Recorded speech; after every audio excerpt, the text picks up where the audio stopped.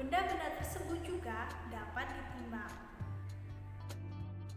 Lalu, bagaimana cara membedakan benda dengan yang bukan benda?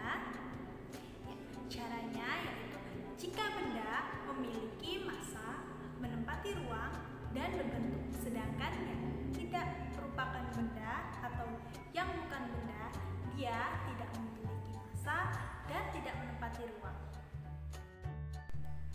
Apakah cahaya termasuk benda? Lalu, bagaimana dengan panas? Ya, panas dan cahaya tidak termasuk ke dalam benda karena panas dan cahaya tidak menempati ruang dan tidak memiliki massa.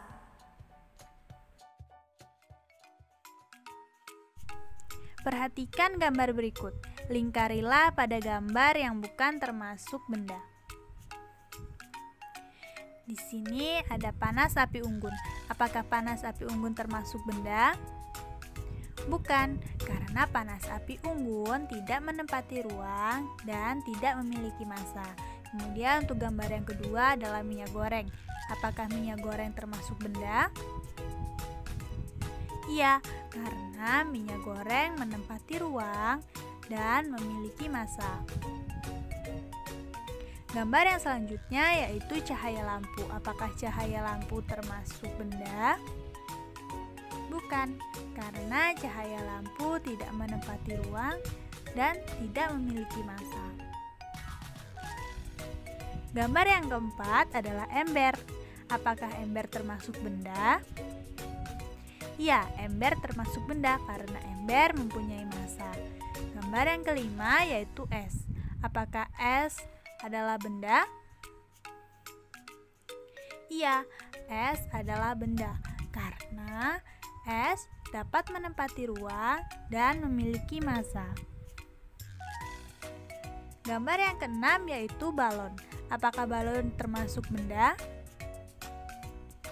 Iya, balon termasuk benda karena balon dapat menempati ruang dan memiliki massa. Gambar yang selanjutnya yaitu nada atau suara. Apakah suara termasuk benda? Bukan, karena suara tidak menempati ruang dan tidak memiliki massa. Gambar yang ke-8 yaitu radio. Apakah radio termasuk benda?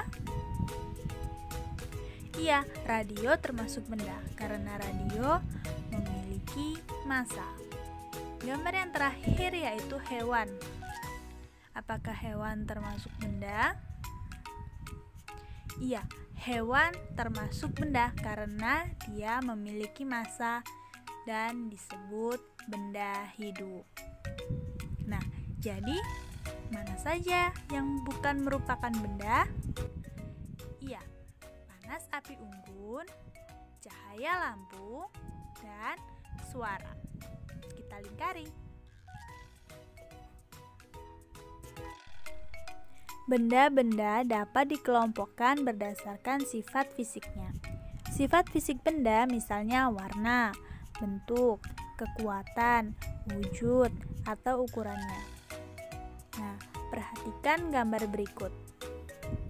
Gambar tersebut dikelompokkan berdasarkan ukuran. Nah, benda yang ada di sekitar kita mempunyai beragam ukuran. Ada yang berukuran besar, ada yang berukuran kecil, ada yang berukuran panjang, dan ada yang berukuran pendek. Selanjutnya, gambar-gambar tersebut dibedakan berdasarkan bentuknya. Jadi, benda-benda di sekitar kita mempunyai beragam bentuk. Coba lihat contoh. Di sini ada yang berbentuk bulat, berbentuk segitiga, tidak berbentuk, persegi 4, dan masih banyak lagi. Perhatikan gambar yang terakhir. Nah, gambar yang terakhir ini dikelompokkan berdasarkan warnanya. Benda yang ada di sekitar kita mempunyai beragam warna. Lihat contoh. Ada yang berwarna biru, ada yang berwarna abu-abu, ada yang berwarna ungu, ada juga yang berwarna oranye, dan masih banyak lagi.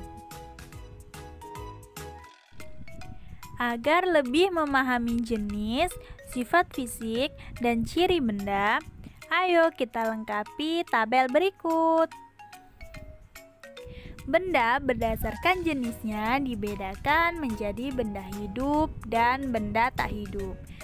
Kemudian, benda berdasarkan sifat fisiknya dikelompokkan menjadi ukuran, bentuk, dan warna. Kemudian, ciri-ciri dari benda yaitu mempunyai massa dan menempati ruang. Apakah kamu pernah melihat benda-benda ini? Ya, benda-benda ini merupakan kelompok dari keanekaragaman jenis benda. Benda-benda tersebut dikelompokkan menurut fungsinya, yaitu sebagai alat untuk mengukur. Setiap alat ukur mempunyai satuan. Perhatikan satuan pada alat ukur ini. Ada yang tahu ini gambar apa? Ya, ini adalah penggaris atau mistar. Satuan yang dipakai pada penggaris adalah sentimeter. Penggaris merupakan alat ukur yang digunakan untuk mengukur panjang. Satuan panjang lainnya diantaranya ada kilometer, hektometer, dekameter, meter, desimeter, sentimeter, dan milimeter. Lalu, bagaimana cara menggunakan penggaris untuk mengukur? Perhatikan video berikut. Akan mengukur pensil ya. Letakkan pangkal pensil sejajar angka 0. Setelah itu, coba kamu lihat ujung pensilnya sejajar dengan angka berapa. Pada contoh ini, ujung pensil sejajar dengan angka 2. Jadi, panjang pensil yaitu 2. Sekarang, ayo kita berlatih mengukur. Perhatikan gambar nomor 1. Dapat kita lihat panjang penghapus yaitu 3 cm. Berikutnya, panjang krayon hijau yaitu 7 cm. Gambar berikutnya, panjang krayon biru yaitu 10 cm. Benda dapat dibuat dari berbagai macam bahan. Ada yang terbuat dari batu, kayu, besi, kaca, dan plastik. Nah, setiap benda dapat menghasilkan bunyi yang khas saat diketuk. Benda-benda tersebut menghasilkan bunyi yang berbeda. Lalu, alat musik ritmis adalah alat musik yang tidak bernada, namun dapat menghasilkan irama lagu. Ini adalah beberapa contoh alat musik ritmis. Ada triangle, ada tamborin, ada maracas, ada kastanyet, dan gendang. Selain menggunakan alat musik, kita juga bisa menggunakan tepuk tangan untuk mengiringi lagu. Ayo kita berlatih membuat pola irama lagu. Berlatihlah memukul pola ketukan berirama menggunakan simbol berikut. Ikutilah pola irama berikut. Pola 1.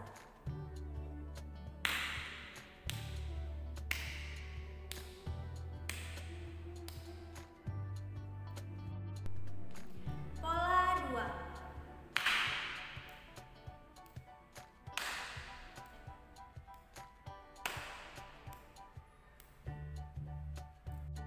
Pola ketiga.